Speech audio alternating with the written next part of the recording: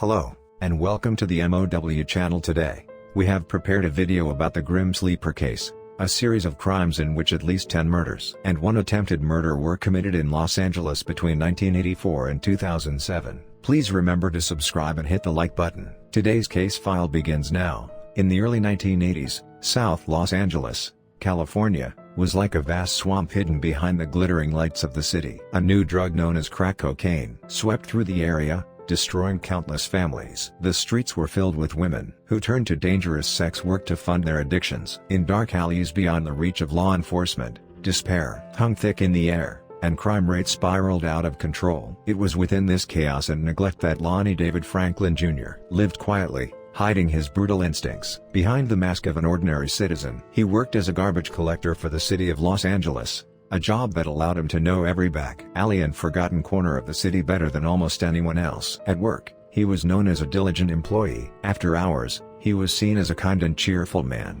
who fixed neighbors' cars for free. But inside him, twisted desires and violent impulses were growing like poisonous mushrooms, rooted in his time stationed with the U.S. military in West Germany, where he took part in the gang rape of a teenage girl. He was convicted by a military court and dishonorably discharged. Yet after returning to the United States, he buried that past completely and deceived those around him with the image of a warm and devoted family man. On August 10, 1985, the body of a 29-year-old woman named Deborah Jackson was discovered in a desolate alley near West Gage Avenue in the Vermont Slauson area of South Los Angeles. She had been shot 3 times in the chest with a .25 caliber handgun and left to die. This was the first murder officially confirmed by the Los Angeles Police Department as part of the Grim Sleeper case. At the time, however, police dismissed it as a routine crime, connected to prostitution or gang violence. Because the victim was a black woman and a drug user, the case was pushed down the priority list, and the media showed little interest in her death. Franklin fully exploited this social indifference and prejudice. He deliberately targeted women the police did not protect, those who were most vulnerable in society. Driving his orange Pinto, he cruised the streets in search of prey. Sometimes he approached with a friendly smile. Other times, he lured women by offering drugs. Once they got into his car, they ceased to be human beings in his eyes and became nothing more than tools to satisfy his warped sexual fantasies. About a year after the first murder, on August 12, 1986, the body of 35-year-old Henrietta Wright was found under an abandoned mattress. She too had been killed by a gunshot fired at close range. Despite the repeated killings, police response remained sluggish. At the time, Los Angeles was plagued by several other serial killers, including one known as the Southside Slayer, and the investigations became hopelessly tangled. Amid this confusion, Franklin continued his private killing ritual. He developed a disturbing habit of photographing his victims nude before or after killing them and keeping the images. Thousands of these photos would later be found in his garage, revealing how methodical and bold his crimes had already become during this period. He did not merely take lives. He documented the pain and terror of his victims and took pleasure in preserving it. In 1987, Barbara Batunware, Bernita Rochelle Sparks, and Mary Catherine Lowe were found dead one after another. Their bodies were always dumped near trash bins or in dark alleys, where they were unlikely to be discovered quickly. Because Franklin worked as a garbage collector, he knew exactly where to leave bodies to delay discovery and avoid suspicion. By day, he was a worker responsible for the city's sanitation. By night, he was a predator feeding on its people, flawlessly maintaining his double life. Fear slowly spread through the community. Rumors circulated that black women were disappearing or turning up dead, but no official warnings were issued. Local activists such as Margaret Prescott fiercely criticized the police, pointing out that while massive resources were devoted to cases involving white victims, like serial killer Richard Ramirez, the deaths of black women were met with indifference. Only after facing such criticism did police form a special task force called the Southside Slayer Task Force, but their investigations repeatedly went in the wrong direction. Whenever the net seemed to tighten, Franklin would lie low for a while or adapt with even more cunning methods. Each time bullets from his crimes were recovered, he changed weapons or locations, showing a calculated intelligence. In January 1988, the body of LaQuaria Denise Jefferson was found, and in September of the same year,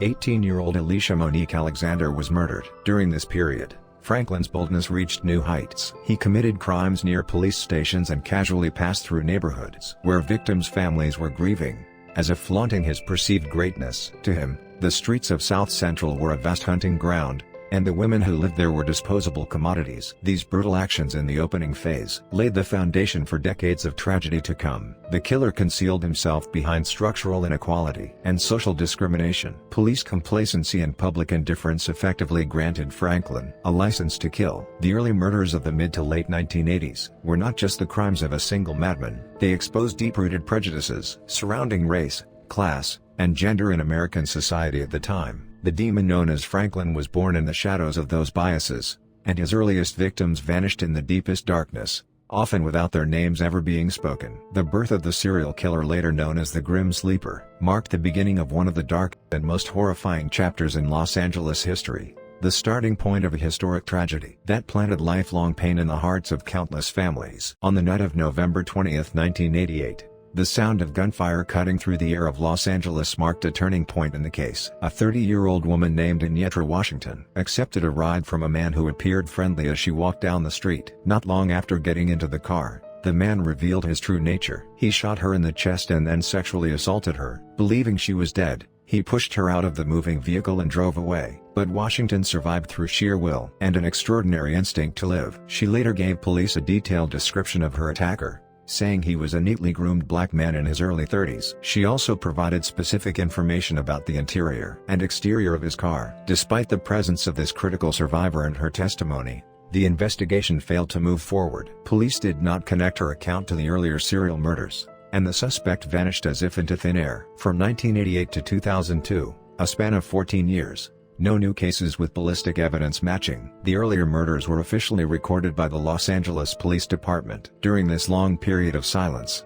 Los Angeles underwent dramatic change. The large-scale riots of the 1990s, ongoing racial tensions, and shifts in policing policy caused the unsolved murders of black women from the 1980s to slowly fade from public memory. Case files gathered dust in police archives, and as detectives retired, the cases appeared destined to remain unsolved forever. However, later investigations revealed that Franklin had never truly stopped killing during this time. Instead, he altered his methods to avoid ballistic tracking or became more skilled at hiding bodies in places that were unlikely to be found. In reality, many women disappeared in South Los Angeles during these years without even being reported missing, and a significant number of them are believed to have been Franklin's hidden victims. Throughout this period, he maintained the image of a devoted husband and father, earning the trust of his neighbors. He also kept his garage locked down like a private workshop, carefully preventing outsiders from entering. Then, on March 19, 2002, the body of a 15-year-old girl named Princess Cheyenne Busamu was discovered in an alley in Inglewood,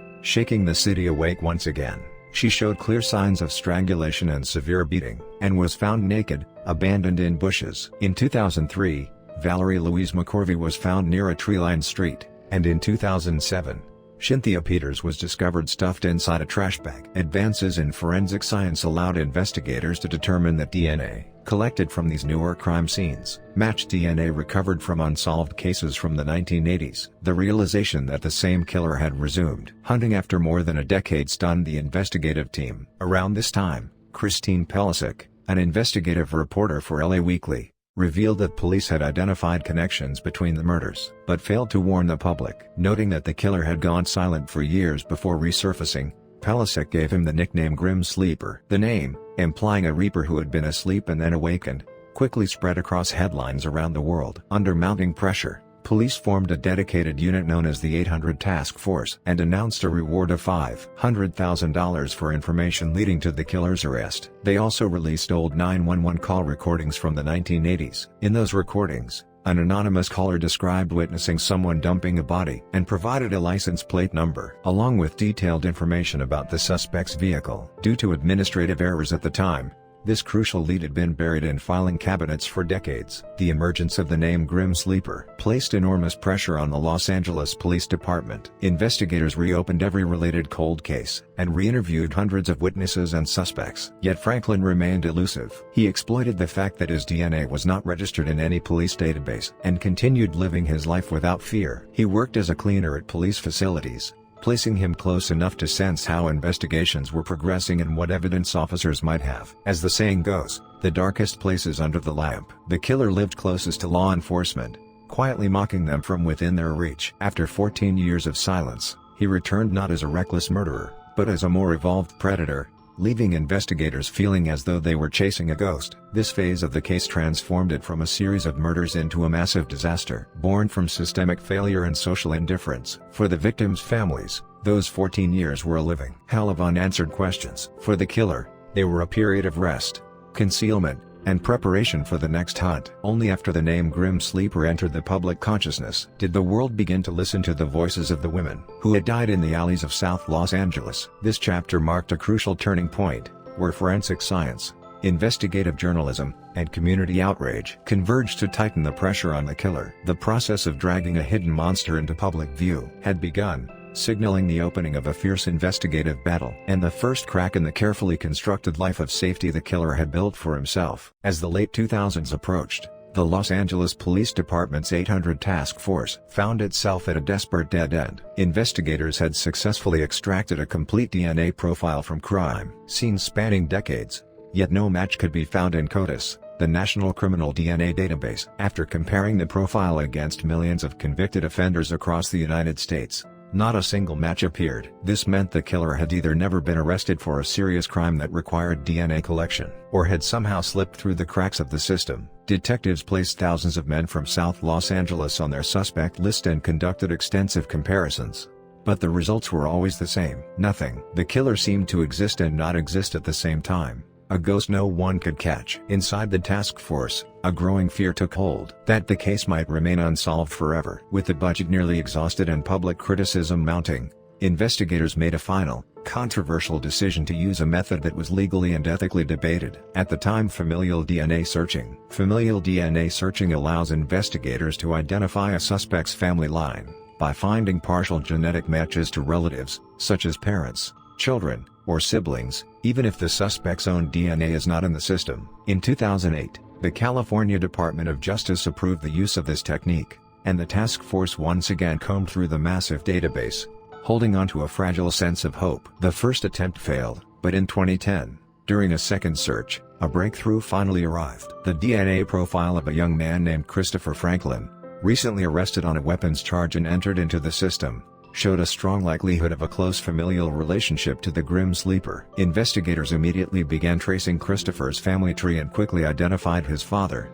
Lonnie David Franklin Jr., as a perfect fit. He lived in the heart of the areas where the victims were found and had previously worked in the city sanitation department, giving him intimate knowledge of the city's layout. However, genetic similarity alone was not enough to secure a conviction in court. The task force now faced a critical mission: obtaining a direct DNA sample from Lonnie Franklin himself. If police formally requested a sample, a seasoned killer like Franklin would almost certainly destroy evidence or flee. To avoid this, investigators planned a sting operation, more meticulous than anything seen in movies. On a sweltering day in July 2010, detectives set up surveillance near a pizza restaurant in Buena Park that Franklin frequently visited. One investigator went undercover as a restaurant employee and waited patiently for Franklin to finish his meal. Franklin ordered pizza without suspicion and, after eating, left behind a slice of crust, the fork he had used, and a paper cup on the table. As Franklin walked out, the undercover officer, heart pounding, quickly collected the discarded items and sealed them in evidence bags. Every movement had to be precise and careful,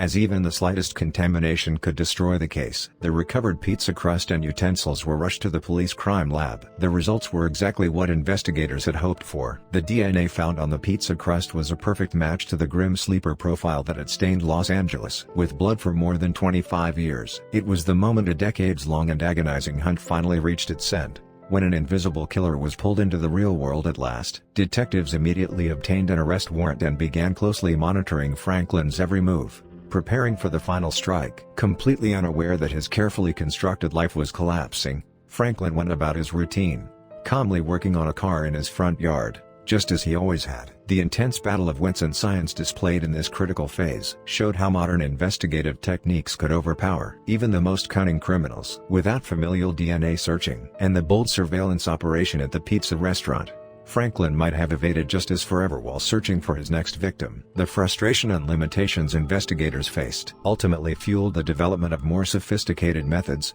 fundamentally changing the landscape of cold case investigations. This chapter marked the moment when justice, long blocked by an invisible wall, finally found a key through science. It created the first crack in the perfect hiding place the killer had built. This high-tension pursuit, driven by investigators' determination to give the victims a voice, became a powerful drama that pushed the case toward its climax. As Franklin's ordinary life began to collapse and the true face of the Grim Sleeper stood on the verge of public exposure, this pursuit became a defining moment in the history of criminal investigation, one that would be remembered for generations. On the morning of July 7, 2010, the quiet streets around Franklin's home on 81st Street in South Los Angeles were suddenly flooded with dozens of armed officers and investigators. The arrest of a serial killer who had lived for decades behind the mask of an ordinary neighbor instantly became global news. But the true scale of the tragedy was revealed only after his arrest, when police searched his home. As investigators combed through the house and garage, they realized it was not just a living space, but a vast trophy room built around his victims. From hidden corners of the garage and storage containers, they uncovered photos and videotapes of more than 180 women. Most of the women were black,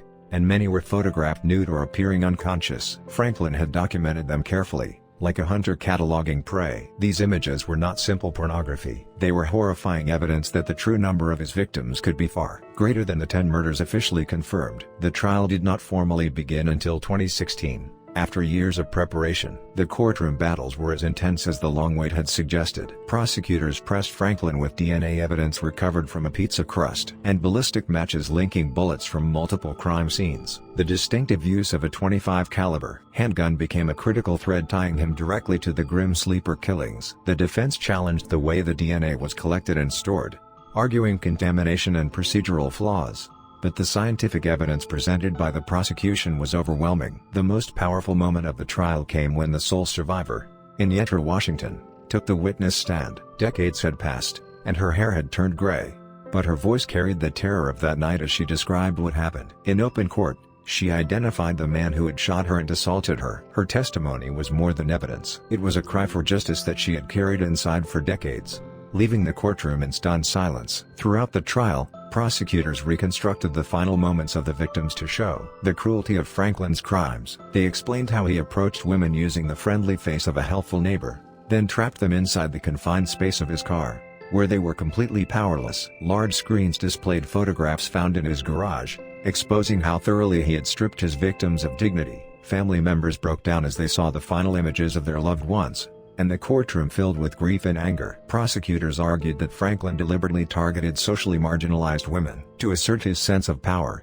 confident that no one would come looking for them if they disappeared. This calculated cruelty left a deep impression on the jury. Franklin sat motionless throughout the trial. He showed no reaction to the tears of victims' families, or the sharp condemnation from prosecutors. He displayed no remorse and no sign of regret, a coldness that only reinforced how dangerous he truly was. His defense team tried to highlight his steady employment and his role as a father in the community, but those arguments could not erase the shadow of 10 murdered women, and countless others who vanished. After 3 months of testimony and arguments, on May 5, 2016, the jury returned a unanimous guilty verdict. Franklin was convicted on all counts, including 10 charges of first-degree murder and 1 count of attempted murder. The courtroom erupted in tears, gasps, and quiet relief. Before sentencing, the judge described Franklin's crimes as an attack on humanity itself. He stated that the man who had mocked the system and enjoyed decades of freedom would now face the full weight of justice. The death sentence that followed was not just punishment for one criminal. It was an official acknowledgement by the state of the value of lives that had been ignored for far too long. This climactic courtroom drama showed how truth can break through decades of silence. The countless unnamed women captured in Franklin's photographs were finally given a voice through the guilty verdict. This chapter marked the moment when a monster dragged out of the darkness stood fully exposed under the brightest light of the law. It became one of the most powerful moments in American crime history, showing how much time and sacrifice justice can demand before it prevails. With that verdict, the ghost known as the Grim Sleeper vanished forever, leaving behind only the record of Lonnie Franklin's horrific crimes. For the victims' families, it brought a measure of long-delayed peace. For the residents of South Central Los Angeles, it was like the tolling of a bell, signaling the long-awaited end of an era of fear. After receiving a death sentence through the court's final judgment, Lonnie Franklin was transferred to solitary confinement at San Quentin State Prison, where California's most notorious death row inmates are held. There, he began life as a condemned man awaiting execution. Yet despite having taken countless lives with brutal indifference over decades, He never spoke openly about his crimes. Investigators and victims' families desperately hoped that before his execution, he might show a final trace of conscience and confess to additional crimes, or reveal the fate of missing women whose cases remained unresolved. Dozens of women pictured in photographs found in his garage had never been identified, and whether they were alive or dead was a secret known only to him. Franklin,